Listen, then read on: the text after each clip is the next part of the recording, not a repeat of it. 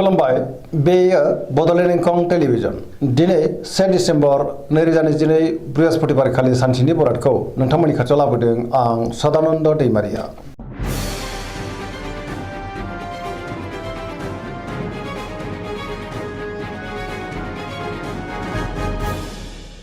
सिगां फरायनो लादों मेष राशि गिबि हांखो अ ल दिनैनि साना मोजां आरो गाज्रिनि गेजेरजों बाबेलांगोन गोथों आरो गोग्गो साननो रोंनाय नङा गियाननि आंखाल जानो हागौ नखराव अनलायनाय फैगोन अब्लाबो नाथाय गोसोआव गोजोननाय फैयाबो जानो हागौ मावनो लानाय खामानिखौ मावफुंनो हागोन गोसोआ नाथाय जोबोर गुलाय गुजाय जानो हागौ देहाया मोजाङैनो थागोन सोरबा लोगोनिफ्राय हरखाबै गाज्रि खौरांबो फैनो हागौ रांखावरियाव मोजां अब्लाबो नाथाय खरसायाबो बांनो हागौ बेफार फालांगियावबो मोजां होनजायो सोरजोंबा थगायजानोबो हागौ नखराव बिसि फिसायनि गेजेराव अनलायनाय फैगोन बिमा बिफानि अननाय आबोरखौ मोननो हागौ बहाबा थाङोब्ला जोबोर मोजां आरो मोजाङैनो हान्थिनोबो हागोन गुबुननि गोसोखौ बोनो गोब्राब जागोन गोसोनि बोलोआ लोरबांबो जानो हागौ समाजाव नाथाय मान मोनगोन लाइमोनफ्रा जोबोर रमान्टिक जागोन आरो गावबा गावनि गोसोनि साननायखौ फोरमायलायनोबो हागोन। वृष राशि गिबि हांखो इ उ ब दिनैनि साना जोबोर मोजां गोसोखौ दिनै जोबोर गोजोननाय मोनगोन गोसोआव गोग्गो आरो गोथों साननाय फैगोन गियाननि आंखाल जानाय नङा मावनो लानाय खामानिखौ थि समावनो आरो गोरलैयैनो मावफुंनोबो हागोन समाजावबो मान मोनगोन रांखावरियाव दिनै जोबोर मोजां बेफार फालांगियाव जोबोर मोजां आयाबो बांनो हागौ नखराव बिसि फिसायनि गेजेराव अनलायनाय फैगोन सोरजोंबा बाख्नाय जानानै गोसोआ दिनै जोबोर खुसि जागोन देहाया मोजाङैनो थागोन अब्लाबो नाथाय जानाय लोंनायाव सांग्रां जानांगोन सोरबा लोगोनिफ्राय मोजां खौरां फैनोबो हागौ गुबुननिफ्राय थोजासे हेफाजाब मोनगोन लोगोफोरजों अनसायनायखौ मोननो हागोन गोसोनि साननायफ्रा जाफुंगोन बहाबा हान्थियोब्ला दिनै जोबोर मोजां आरो मोजाङैनो हान्थिनोबो हागोन पजिटिभ एनार्जिनि गोहोम गोग्लैनो हागौ गोसोआ दिनै जोबोर खुसि जागोन। मिथुन राशि गिबि हांखो क स दिनैनि साना बारा मोजां नङा गोसोखौ दिनै जोबोर गुलाय गुजाय मोनगोन गोबां रोखोमनि जेंनाजों मोगा मोगि जानांनो हागौ बयजोंबो गोरोबनो रोंनाय नङा गोसोनि साननायफ्रा देबार नांनो हागौ गोबां बिथिङाव गोनो गोथो साननाय फैगोन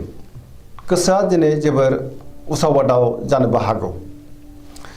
देहाया मोजाङै थागोन अब्लाबो नाथाय जानाय लोंनायाव सांग्रां जानांगोन रांखावरियावबो मोजां बेफार फालांगियावबो मोजां होनजायो नखराव अनलायनाय फैगोन समाजाव मान मोनगोन अब्लाबो नाथाय सोरनिबा गाज्रि नोजोर गोग्लैनोबो हागौ गोसोनि बोलोआबो लोरबां जानोबो हागौ मावनो लानाय खामानिखौ मावफुंनो हागोन गुबुनजों सोमोन्दो लाखिनायाव गोब्राब जागोन मोनफ्रोमबो बिथिङावनो सांग्रां जानांगोन नेगेटिभ एनार्जिनि गोहोमबो गोग्लैनो हागौ। कर्कट राशि गिबि हांखो ड ह दिनैनि साना जोबोर मोजां गोसोखौ दिनै जोबोर गोजोननाय मोनगोन समाजाव लोगो लेवा बांगोन सोरबा लोगोजों बाख्नाय जानो हागौ गोसोनि साननायफ्रा मोगथाङाव जाफुंनो हागौ गोसोआव पजिटिभ साननाय फैगोन गोथों आरो गोग्गो साननो रोंगोन गियाननि आंखाल जानाय नङा मावनो लानाय खामानिखौ थि समावनो आरो गोरलैयैनो मावफुंनोबो हागोन रांखावरियाव दिनै जोबोर मोजां बेफार फालांगियावबो जोबोर मोजां मुलाम्फा मोनगोन आयाबो दिनै बांनो हागौ नखराव अननानै फैगोन देहाया मोजाङैनो थागोन अब्लाबो नाथाय जानाय लोंनायाव सांग्रां जानांगोन गुबुननिफ्राय थोजासे हेफाजाबबो मोननो हागौ समाजाव दिनै मान मोनगोन फरायसाफ्रा फरायनायाव गोसो दुंखांगोन आरो मोजां फिथाइ मोनगोन लाइमोनफोरनि गोसोआ दिनै जोबोर रमान्टिक जागोन आरो गावबा गावनि गोसोनि साननायखौ फोरमायलायनोबो हागोन पजिटिभ एनार्जिनि गोहोमबो गोग्लैनो हागौ।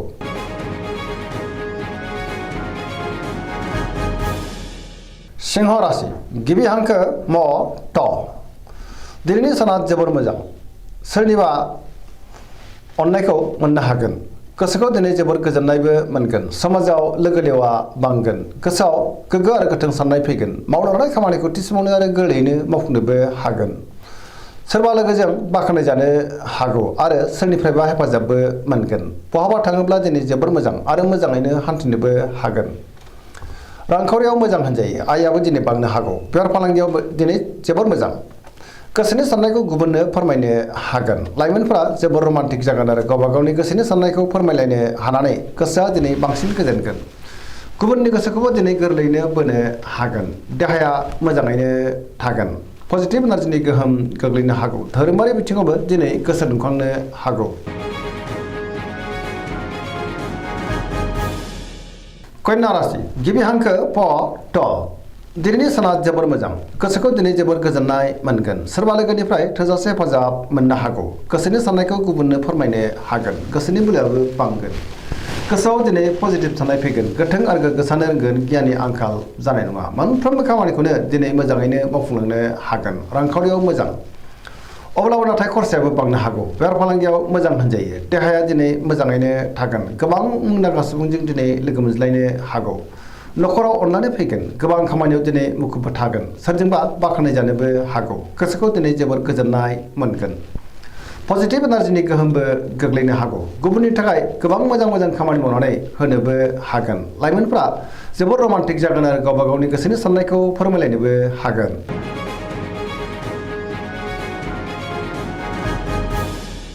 तुला राशि गिबि हांखो र ट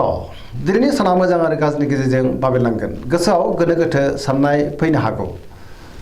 नेगेटिभ एनार्जिनि गोहोमबो गोग्लैनो हागौ मावनो लानाय खामानिखौ मावफुंनो हागोन अब्लाबो नाथाय माबा नङा माबा मोनसे गोरोन्थि जालांनो हागौ देहाया मोजाङै थागोन रांखावरियाव मोजां बेफार फालांगियावबो मोजां होनजायो आयाबो दिनै बांनो हागौ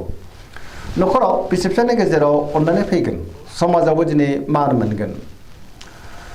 बयबा हाबाफारियाव बाहागो लानो खाबुबो मोननो हागौ अब्लाबो नाथाय नेगेटिभ एनार्जिनि गोहोम गोग्लैनो हागौ गोसोआव मानिबा उन दाहाबो फैनांनो हागौ गुबुननि थाखाय नाङा फाङा जेंनायाव गोग्लैनांनोबो हागौ सांग्रां जानाया गाहाम सेंग्रा सिख्लाफ्रा जोबोर रमान्टिक जागोन आरो गावबा गावनि गोसोनि साननायखौ फोरमायलायनोबो हागोन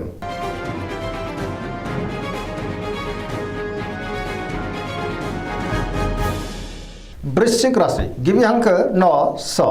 दिनैनि साना मोजां आरो गाज्रिनि गेजेरजों बाबेरलांगोन गोबां रोखोमनि जेंनाजों मोगा मोगि जानांनो हागौ गोसोआव गोनो गोथो साननाय फैगोन सोरजोंबा रायखोमा जानोबो हागौ गोसोखौ दिनै जोबोर उसाव बादाव मोनगोन समाजाव मान मोनगोन सोरबा गोजाम लोगोजों बहाबा लोगो मोनज्लायनो हागौ गोसोआव गोथों आरो गोग्गो साननो रोंनाय नङा माबा नङा माबा मोनसे गोरोन्थि मावफ्लांनो हागौ मावनो लानाय खामानिखौ मावफुंनो हायोब्लाबो गोरोन्थि जालांनोबो हागौ गुबुननिफ्राय हेफाजाबखौ मोनगोन अब्लाबो नाथाय जिंगाया बांनो हागौ गोसोनि साननायफ्रा देबोरनांगोन गोसोनि बोलोआबो लोरबां जानोबो हागौ रांखावरियाव मोजां अब्लाबो नाथाय खरसायाबो बांगोन बेफार फालांगियाव मोजां देहाया बारा मोजां थानाय नङा गोबां रोखोमनि देहायारि जेंनाजों मोगा मोगि जानांनो हागौ गगा बायदिसिनाजों खस्थ' मोननांनोबो हागौ लाइमोनफ्रा जोबोर रमान्टिक जागोन आरो गोसोनि साननायखौ फोरमायलायनो हागोन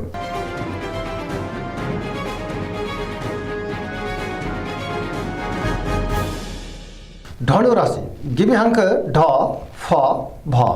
दिनैनि साना जोबोर मोजां गोसोखौ दिनै जोबोर गोजोननाय मोनगोन सोरजोंबा बाख्नाय जानो हागौ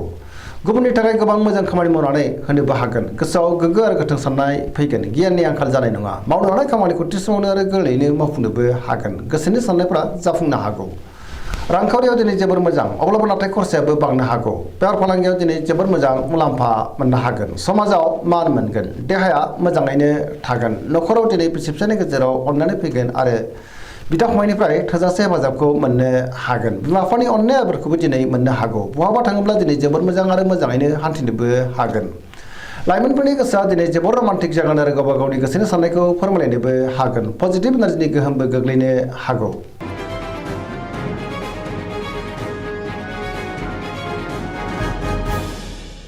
मकर राशि गिबि हांखो ख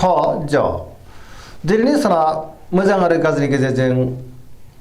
बाबेरलांनो हागौ गोसोनि बोलोआ दिनै लोरबां जागोन गोबां रोखोमनि जेंनाजों मोगा मोगि जानांनो हागौ गोसोनि लुबैनायफ्रा दिनै जाफुङाबो जानो हागौ मावनो लानाय खामानिखौ मावफुंनो गोब्राब जागोन माबा नङा माबा मोनसे गोरोन्थि जालांनो हागौ रांखावरियाव बारा मोजां नङा नाङा फाङा खरसाया बांनो हागौ बेफार फालांगियावबो गोबां खहा जानांनो हागौ बारा मोजां नङा गुबुनजों मोजां सोमोन्दो लाखिनो रोंगोन मावनो लानाय खामानिखौ थि समावनो मावफुंनो गोब्राब जागोन गोदान खामानियाव दिनै आखाइ होजेननो हानाय नङा नखराव बिसि फिसायनि गेजेराव अननानै फैगोन बिदा फंबायनिफ्राय हेफाजाबखौ दिनै मोननो हागोन देहाया मोजाङै थागोन अब्लाबो नाथाय जानाय लोंनायाव सांग्रां जानांगोन सोरबा लोगोनिफ्राय हरखाबै गाज्रि खौरांबो फैनो हागौ आरो सोरनिबा गाज्रि नोजोर नांनोबो हागौ नेगेटिभ एनार्जिनि गोहोम गोग्लैनोबो हागौ सांग्रां जानाया गाहाम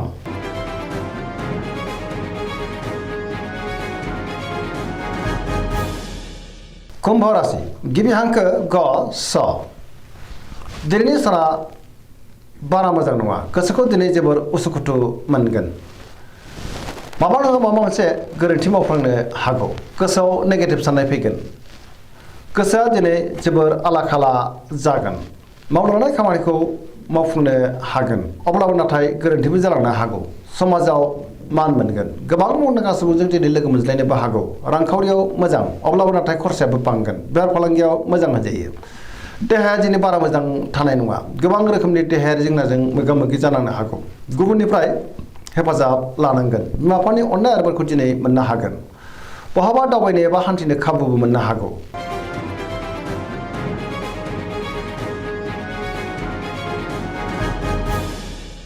मीन राशि गिबि हांखो ड स दिनैनि साना जोबोर मोजां गोसोखौ दिनै जोबोर गोजोननाय मोनगोन बयजोंबो अनजागोन आरो अनसायजानो हागोन गोजोन आरो गाहाम थासारिखौ दिनै मोननो हागोन पजिटिभ एनार्जिनि गोहोम गोग्लैगोन सिगांनि बबेबा जेंनाफोरखौ दिनै सुस्रांनो हागोन गोसोआ दिनै जोबोर खुसि जागोन गोसोआव पजिटिभ साननाय फैगोन गोसोनि बोलोआ बांगोन लाइमोनफ्रा गावबा गावनि गोसोनि साननायखौ फोरमायलायनो हागोन आरो गोसोआ दिनै जोबोर खुसि जागोन देहाया मोजाङैनो थागोन गोबां रोखोमनि मोजां खाबु फैनोबो हागौ रांखावरियाव मोजां होनजायो आयाबो दिनै बांगोन बेफार फालांगियावबो मोजां होनजायो गुबुननि थाखाय गोबां मोजां खामानि मावनानै होनोबो हागोन सोरजोंबा बाख्नाय जानोबो हागौ पजिटिभ एनार्जिनि गोहोम गोग्लैगोन दिनैनि राशि फरायनाया एसेनोसै जोबनायाव बेखौनो खावलायो जाहाथे नोंथांमोना सानफ्रामबो जोंनि बे बड'लेण्ड इंखं टेलिभिजनखौ नायबाय थायो आरो साबस्क्राइब खालामो लोगोसे लाइक खालामो आरो शेयार खालामो एसेनोसै गोजोन्थों